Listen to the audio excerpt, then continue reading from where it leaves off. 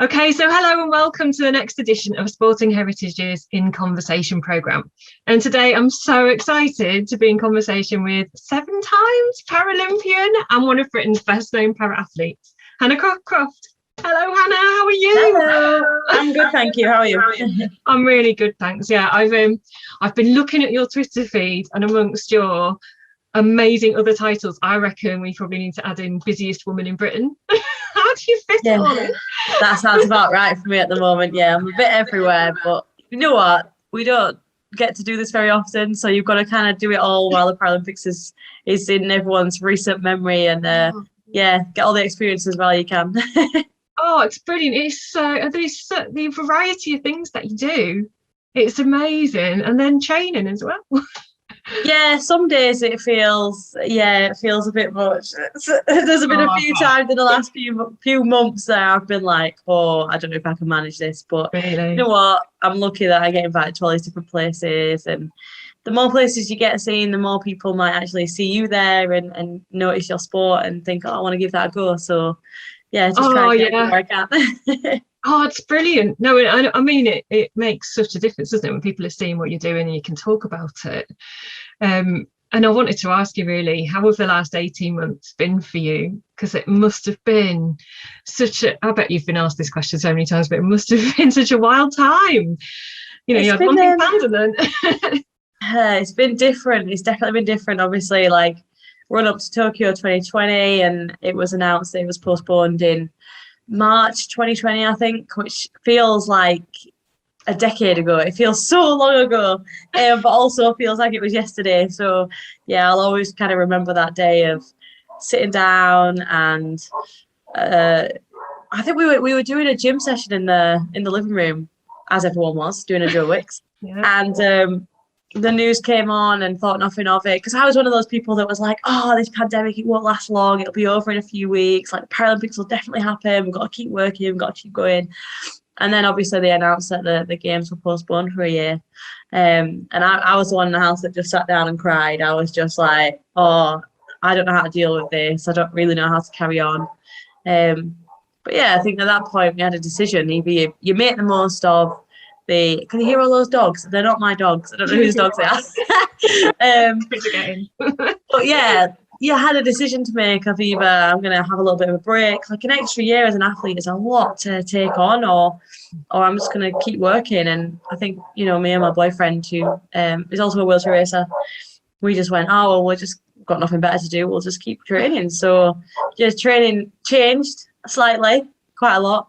Obviously no tracks, no gyms, but we built a gym in our garage that you can see behind me in this dog. Wow. We built a gym in there, so it's changed a lot. You know, when we first started the pandemic, it was literally like a few weights and a bench and all the other stuff that belongs in a garage pushed up to the side, so we had a bit of floor space. And now it's like a full-on proper plastered spotlights, everything gym. Yeah, it's amazing in there now. I'm so happy with it. But yeah, so we invested in benefits. There's been some expensive benefits. Definitely. But yeah, just being able to carry on in our own home was massively important to us. We've pushed every road in Cheshire, I think, trying to find a road that we could train on. So we found a few good alternatives. And yeah, ultimately just had to get very creative. But I actually really enjoyed it. You know what? It's been a challenging 18 months for everybody. But I think for me, for athletes in general, actually, it's not been as challenging as it has for a lot of people. Our job is very flexible. Like, ultimately, we're not saving lives. We're just entertainment, so it's okay. And as important as it is for us to go out and win medals and be the best in the world, it's not like world-stopping stuff. Like, it's not the most important thing in the world. So it was nice to have that opportunity actually to step back and just enjoy training again. You know, I've been racing 15 years now, so it's been 15 years of like, what am I training for now? What's the next competition? What do I need to work on? I haven't got time to work on that, so I'll work on that another time. And yeah, it was a time when I could just step back and go, I'm just going to do the training that I enjoy. I'm just going to have fun. And actually, yeah, I think that massively helped me out then going into Tokyo, because I was just loving what I was doing, and that is so important when it comes to sport. You've really got to be passionate about it. And now for me, it's just like the pandemic may as well be over. I am here, there, and everywhere. Crikey, yeah. I mean, it's what you say, isn't it? It's such a change, and you kind of have to adapt with it, and it's really difficult. And yeah, for some people, it was a much harder process than others, and at different times it was more difficult than others. But crikey, it sounds like you're definitely adapted around it. And in terms of that, I mean, that's kind of like a sort of little microcosm of your own sporting heritage, isn't it? And obviously we're talking about sporting heritage today, and you've achieved so much, and I wanted to ask you where it all started and how you decided that you wanted to be an athlete and who inspired you as a child.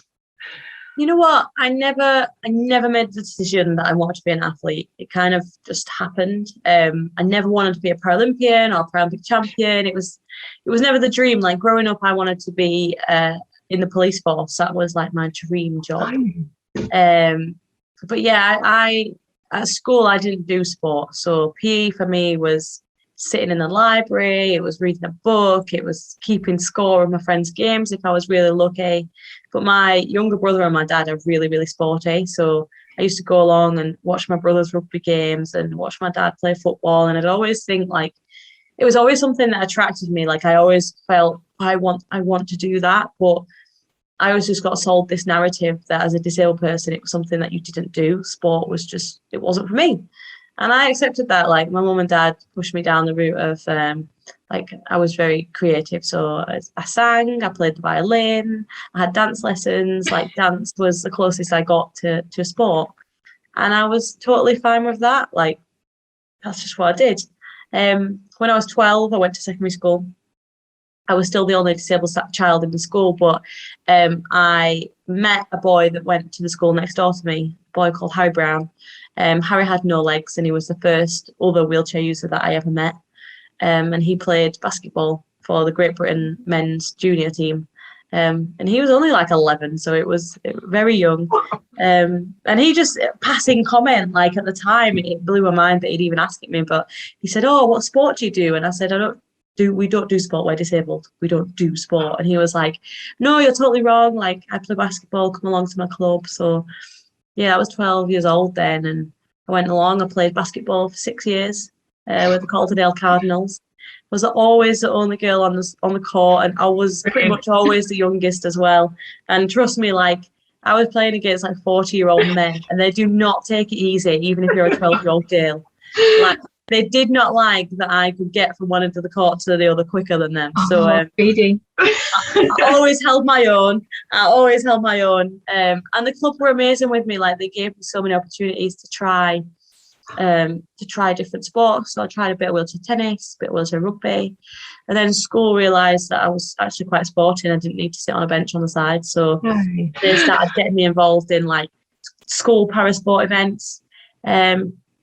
And I first saw wheelchair racing when I was 14. I was doing the seated discus at the school games and saw wheelchair racing. And to be honest, didn't think any more of it. Just thought, oh, that's quite cool. In 2015, 2014. I meant 2000. Oh, when I was 14. So it was 2006 when I was 14. And then 2007 was the first time I sat in a race chair. I was 15 years old, and yeah, I think they say, like, as I say, the rest is history. But yeah, even like getting in that race chair, I was always just encouraged as a child to just take every opportunity and just try everything that you get offered. So that was all wheelchair racing was. It was an opportunity, and I just thought, I'll give it a go. Why not? And yeah, here we are, 15 years later. Oh, I mean, that's amazing, isn't it? And I guess that's kind of what fuels you to do the same, in the hope that other people feel, actually, I can do that. I want to give it a go. Absolutely. It's for me, I hate to think that there are children out there, and I know that there are children out there that are like me, being made to sit on a bench and being told that sport isn't for them. And I think one of the reasons why I'm so busy now is I want to get my face as many places as possible, so that in the hope that they might see it and they might go, "Oh, she's in a wheelchair and she does sport." And it's not about getting them into wheelchair racing, it's about getting them into paralympics, wheelchair basketball, boccia, anything that they want to do. Because I just didn't see people like me growing up. There was no one in a wheelchair on telly. There was no one in the magazines that I read. Disability just wasn't there. And I just think it's so important that everyone is represented and everyone sees some form of themselves and thinks, even if it's not sport, they just look at it and they go, oh, well, look what you can do. So that means I can do absolutely anything, because you can. Like, there is always a way. And I think, I was very much always brought up finding that other way and being creative. And I think that's why in lockdown, I was just like, you know what, we'll find another way. It's always possible. You can always do what you need to do. Because it just got so frustrating at points. You'd watch the daily briefings and it'd be like, oh, everyone do your hour of exercise, go for a run around the park. And you're like, that's not going to work. I can't run around the grassy field. No. So it's just finding the other way. Oh, yeah, but what another way? I mean, you kind of touched on it a bit there about, when we look at disability sport, do you think that that's been accurately reflected within the historical record? Do you think people have a clear understanding and knowledge about where disability sport has come from in the same way that we do in terms of able-bodied sport? Absolutely not. No, I don't. To be totally honest, I don't think I know where my sport comes from. I don't think I know enough about past incredible athletes that we've had. We've all heard of Tanya Gray-Thompson. But actually, there had to be a whole lineup of girls that she raced against, and we don't know their names. So absolutely not. We all learn, well, as Paralympians, we learn about the history of the Paralympic Games, and it started at Stoke Mandeville Hospital in Aylesbury in World War II. But outside of that, that can't have been the first time that someone went, oh, disabled people can play sport. And it is, it's covered, it's barely covered. It's barely there. And I think that's kind of one of the things we need to develop, so that the only way people are going to know that it's there is by knowing how it came about and what actually is there for them. So if I, as probably one of the better known names in parasport now, can't tell you that, then I don't know if anyone else can.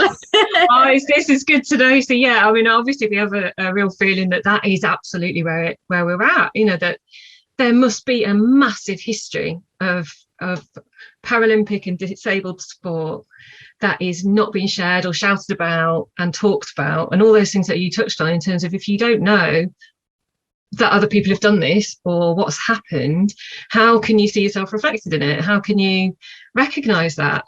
And it's definitely part of Sport and Heritage's remit to change that, shift that narrative so that people are seeing those ignored histories. So it'd be brilliant to be doing that with you and seeing where we go in future. And kind of touching on that as well, it's like those terms around accessibility, inclusion, and I think you touched on it a little bit a minute ago around, we hear a lot about those terms, but we're still here in 2021 where, for example, a wheelchair user isn't able to access an international conference. That's still happening, and invisible disabilities are still largely being ignored. That's just the kind of current state of affairs. And I wondered how you feel about that impacting on sport. I mean, obviously it impacts on society generally, but in terms of sport and what difference that is making to how people are finding sport and accessing it. What do you think still needs to change? What isn't happening? I mean, a prime example is the fact that we have Paralympic Games every 4 years, and Channel 4 have done an incredible job of putting them out there since 2012. But actually, people still have this notion that we come out of a box every 4 years and go, I'm going to give wheelchair racing a go. Why not? See what I can do. They don't see it as a full-time elite job. They don't see us as our able-bodied counterparts. We train just as hard. We train just as long. In some cases, we train harder and longer because we have more things to overcome. So I think a massive starting point is actually covering the events outside of the Paralympic Games. For athletics, I'm obviously an athlete, so I can only speak from my experience, but we had an hour highlight show of our World Championships in 2019. And yet I broke a world record, which wasn't covered. And people have no idea that it's even happening. Next year we have we have another World Championship, we have Commonwealth Games.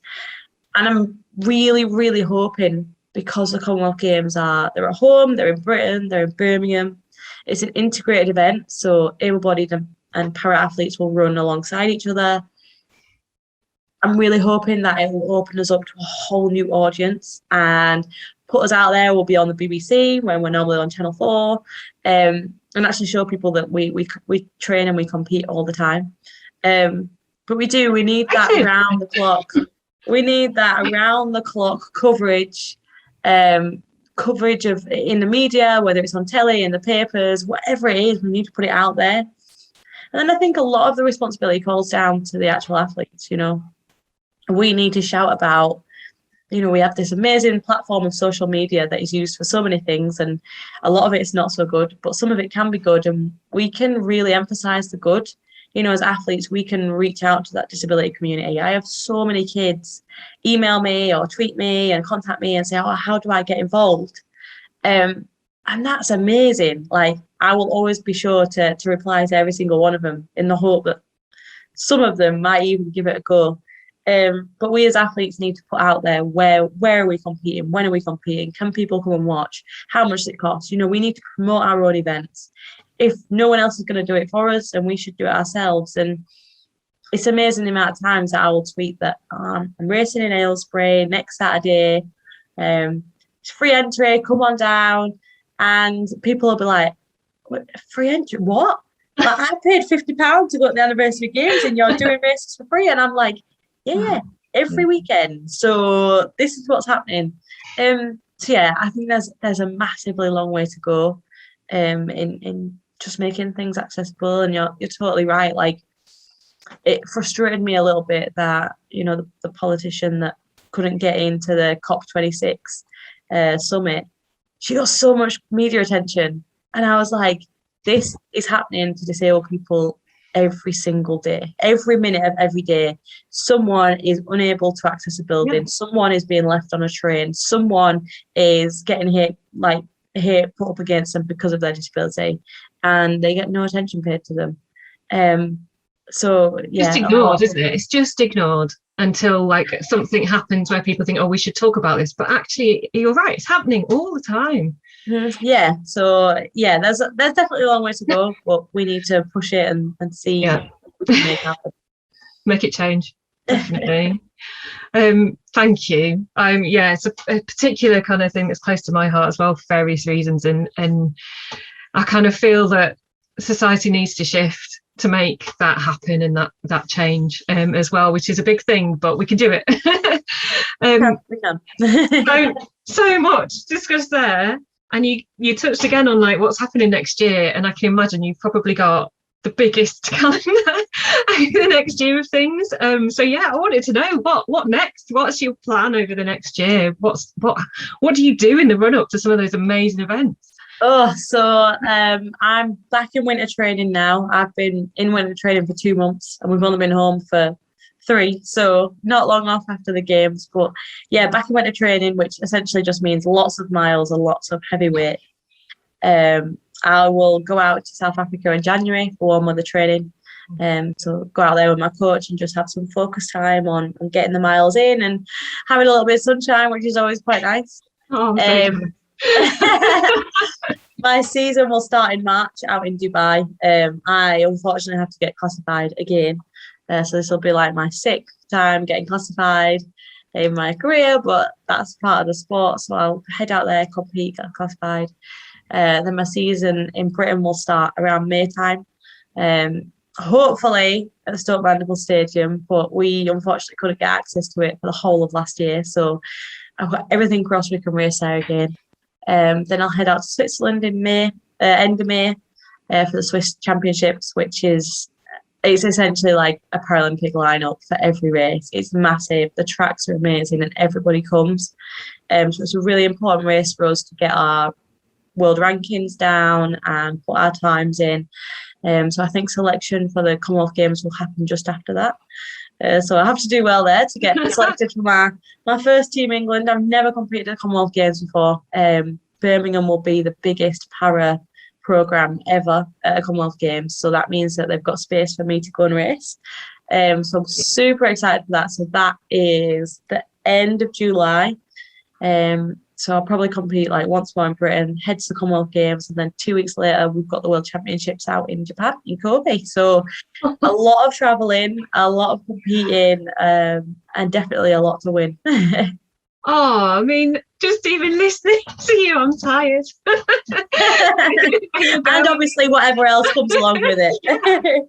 Oh, I mean, how amazing though, some of those things and the places you're going to be going after what, has happened after the last couple of years. I mean, that's really positive, isn't it? And a really, positive way to end our conversation. It's been amazing talking to you and hearing more about what you're doing. And I'm so interested to be spending more time talking to you and seeing the things that you're doing as well, and hoping that we can share those as widely as possible. Definitely. Thank you so much for your time. Oh, thank you. Lovely to talk to you. Thanks, Hannah.